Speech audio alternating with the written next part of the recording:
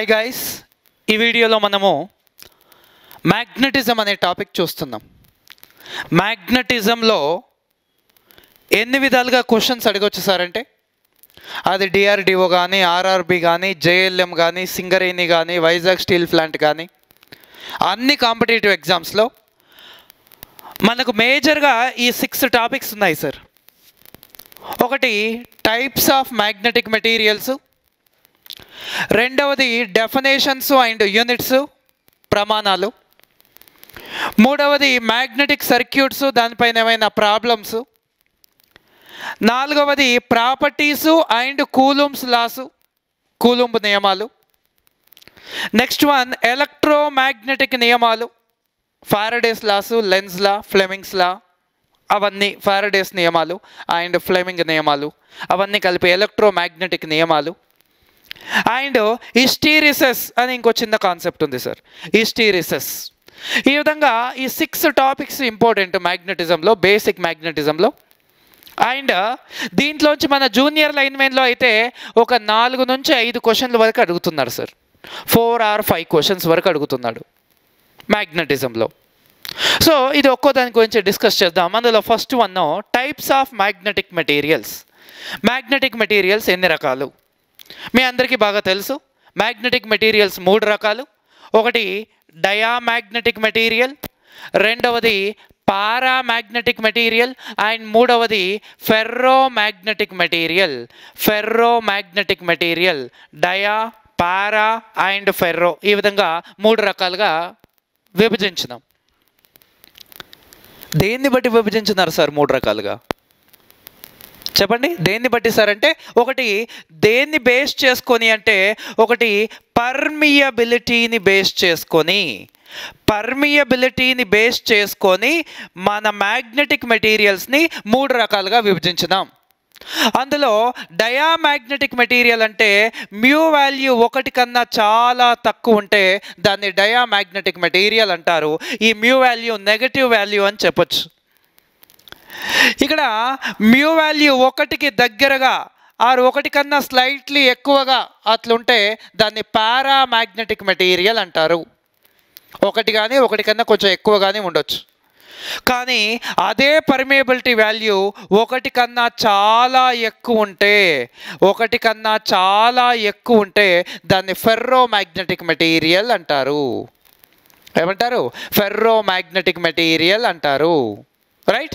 ఈ విధంగా మన మ్యాగ్నెటిక్ మెటీరియల్స్ పర్మియబిలిటీని బట్టి 3 రకాలుగా విభజించుదాం. ఇక్కడే ఇంకొక వర్డ్ వస్తుంది సార్, ససెప్టిబిలిటీ. ససెప్టిబిలిటీ. ఈ ససెప్టిబిలిటీని కేతోని చూపించవచ్చు, జైతోని చూపించవచ్చు.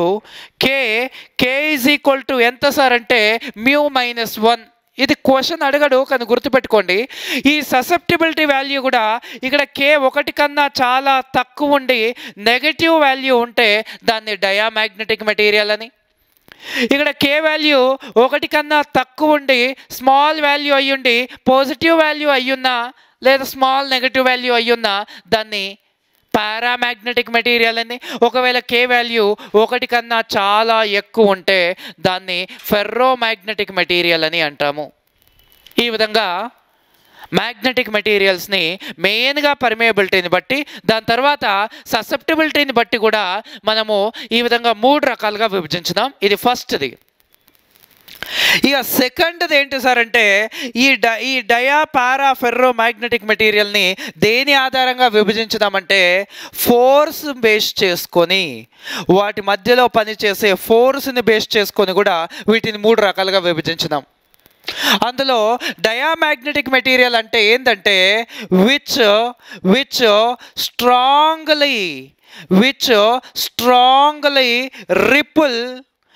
strongly ripple other magnetic material. Other magnetic మెటీరియల్ని ఇంకో మ్యాగ్నెటిక్ మెటీరియల్ని స్ట్రాంగ్గా అంటే చాలా ఫోర్స్గా, గట్టిగా రిపుల్ చేస్తే, చాలా స్ట్రాంగ్గా రిపుల్ చేస్తే దాన్ని ఏమంటామంటే డయామాగ్నెటిక్ మెటీరియల్ అంటాం. దాన్ని ఏమంటాం సార్? డయామాగ్నెటిక్ మెటీరియల్ అంటాం. స్ట్రాంగ్లీ రిపుల్, గుర్తుపెట్టుకోండి, స్ట్రాంగ్లీ రిపుల్ చేస్తే దాన్ని డయామాగ్నెటిక్ మెటీరియల్ అని. అట్లా కాకుండా ఏదైనా మ్యాగ్నెటిక్ మెటీరియల్ స్లైట్గా అట్రాక్ట్ చేస్తే దాన్ని ఏమంటారంటే పారామాగ్నెటిక్ మెటీరియల్ అంటారు. ఏదైనా మెటీరియల్ ఇంకో మ్యాగ్నెటిక్ మెటీరియల్ని స్ట్రాంగ్గా రిపుల్ చేస్తే డయాని స్లైట్గా అట్రాక్ట్ కానీ స్లైట్గా రిపుల్ కానీ యాక్చువల్గా, కానీ టెక్స్ట్ బుక్లలో స్లైట్గా అట్రాక్ట్ అది ఉంటుంది. సో స్లైట్గా అట్రాక్ట్ కానీ స్లైట్గా రిపుల్ కానీ చేస్తే పారామాగ్నెటిక్ మెటీరియల్ అని. అట్లా కాకుండా చెప్పండి, ఫెర్రోమాగ్నెటిక్ మెటీరియల్ అంటే which strongly attracts other magnetic material. ఏదైతే స్ట్రాంగ్గా అట్రాక్ట్ చేస్తుందో దాన్ని ఫెర్రోమాగ్నెటిక్ మెటీరియల్స్ అంటారు. That is called ferromagnetic materials. ఈ విధంగా ఒకటి ఫోర్స్ని బట్టి, రెండోది పర్మియబిలిటీని బట్టి మన మ్యాగ్నెటిక్ మెటీరియల్స్ని 3 రకాలుగా విభజించినాం. అయితే ఈ ఫెర్రోమాగ్నెటిక్ మెటీరియల్కి బెస్ట్ ఎగ్జాంపుల్ ఏది అని క్వశ్చన్ అడుగుతాడు. ఈ ఫెర్రోమాగ్నెటిక్ మెటీరియల్కి బెస్ట్ ఎగ్జాంపుల్ ఏది? ఫెర్రోమాగ్నెటిక్ మెటీరియల్కి best example nickel, iron, cobalt. Nickel, iron, cobalt, అది కాకుండా ఆల్నికో. ఇవి చాలా ఇంపార్టెంట్ సార్ ఈ 4. అది కాకుండా ఫెర్రైట్, అది కాకుండా గడోలోనియం. ఈ విధంగా మనకు the best examples for ferromagnetic material. అవి మీరు గుర్తుపెట్టుకోవాల్సిన విషయాలు. అది కాకుండా మరి పారామాగ్నెటిక్ మెటీరియల్కి బెస్ట్ ఎగ్జాంపుల్ ఏది సార్ అని క్వశ్చన్ అడుగుతాడు. పారామాగ్నెటిక్ మెటీరియల్కి best example oxygen, okay, aluminium, ebonite, scandium, vanadium, titanium, iron oxide,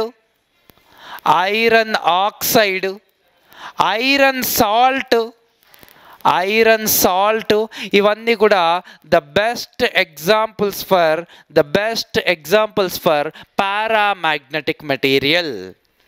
కింద ఏవైనా 4, 5 ఇచ్చి ఇందులో ఏది మ్యాగ్నెటిక్ మెటీరియల్, డయా కాదు, పారా కాదు, ఫెర్రో కాదు, ఏది డయామాగ్నెటిక్, ఏది పారామాగ్నెటిక్, ఏది ఫెర్రోమాగ్నెటిక్, అలాంటి క్వశ్చన్స్ అడుగుతాడు సార్. రైట్. అది కాకుండా మరి మన డయామాగ్నెటిక్ మెటీరియల్కి బెస్ట్ ఎగ్జాంపుల్ ఏది సార్ అంటే, మన డయామాగ్నెటిక్ మెటీరియల్కి బెస్ట్ ఎగ్జాంపుల్ ఏదంటే వాటరు. ఈ వాటర్లో అప్పుడప్పుడు టేస్ట్ కోసం కలుపుకునే ఆల్కహాలు కలుపుకుంటారా లేదా? Right, alcohol. దాని తర్వాత వుడ్, దాని తర్వాత పేపరు, దాని తర్వాత రబ్బరు,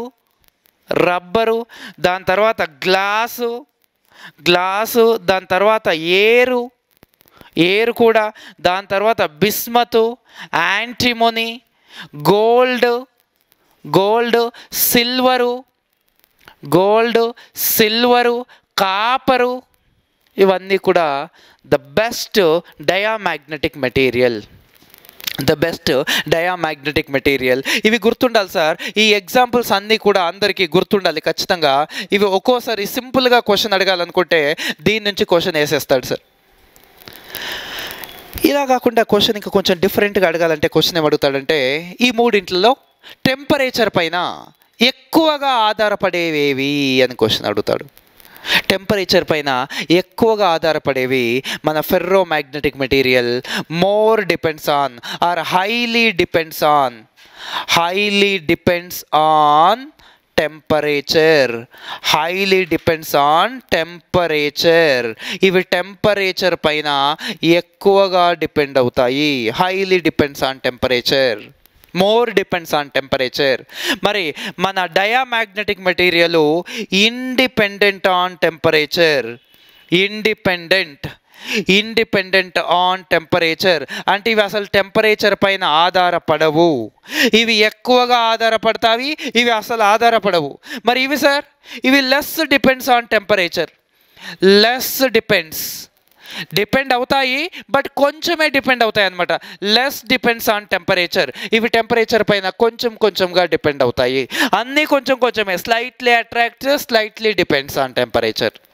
ఓకే, సో ఇది జనరల్గా మనకున్న 3 టైప్స్ ఆఫ్ మ్యాగ్నెటిక్ మెటీరియల్.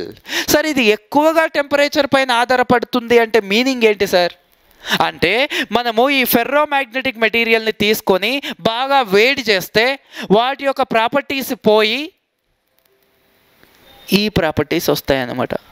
అంటే వీటిని ఎక్కువగా మనం వేడి చేస్తే ఐరన్ పోయి ఐరన్ ఆక్సైడో ఐరన్ సాల్టో కాదు, కానీ ఇది స్ట్రాంగ్గా అట్రాక్ట్ చేసే గుణాల నుంచి స్లైట్గా అట్రాక్ట్ చేసే గుణాలకు వస్తుంది అన్నమాట. ఈ ఫెర్రైట్ వచ్చేసి టైటానియం ఏం అవ్వదు, కానీ అది స్ట్రాంగ్గా అట్రాక్ట్ చేసే గుణం పోయి స్లైట్గా అట్రాక్ట్ చేసే గుణం వస్తుంది. అంటే ఇది టెంపరేచర్ పెంచితే వాటి యొక్క గుణాలని కోల్పోతుంది. ఇది టెంపరేచర్ పెంచితే వాటి యొక్క గుణాలని కోల్పోయి ఇక్కడికి వస్తుంది. స్లైట్గా అట్రాక్ట్ చేసేది స్ట్రాంగ్గా రిపుల్ చేస్తుంది, వికర్షిస్తుంది. ఈ విధంగా వాటి యొక్క గుణాలని కోల్పోతాయి టెంపరేచర్ పెంచితే. బట్ దీంట్లో నువ్వు టెంపరేచర్ పెంచినా తగ్గించినా don't care, I don't care అంటాయి అన్నమాట. అర్థమవుతుందా? అందరికి అర్థమవుతుంది కదా, రైట్? ఈ విధంగా మనకు క్వశ్చన్స్ అడుగుతాడు సార్. సో మరి ఫెర్రో మ్యాగ్నెటిక్ మెటీరియల్స్ వేడి చేస్తే వాటి యొక్క గుణాలని కోల్పోతాయి అని చెప్పాను కదా. ఏ టెంపరేచర్ దగ్గర వాటి యొక్క గుణాలని కోల్పోతాయి? ఏ టెంపరేచర్ దగ్గర వాటి యొక్క గుణాలని కోల్పోతాయి అంటే మేడం క్యూరీ అనే ఆమె దానిపైన రీసెర్చ్ చేసి చెప్పింది ఏంటంటే క్యూరీ పాయింట్ అని ఒకటి ఇంట్రడ్యూస్ చేసింది సార్. Curie point. ఈ క్యూరీ పాయింట్ అంటే ఏంటి సార్ అంటే అదొక టెంపరేచర్. క్యూరీ పాయింట్ అంటే టెంపరేచర్. ఏ టెంపరేచర్ దగ్గర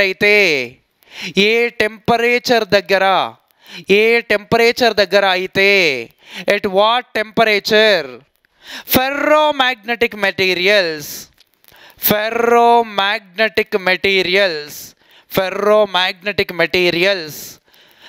లూజెస్ అంటే కోల్పోవట, లూజెస్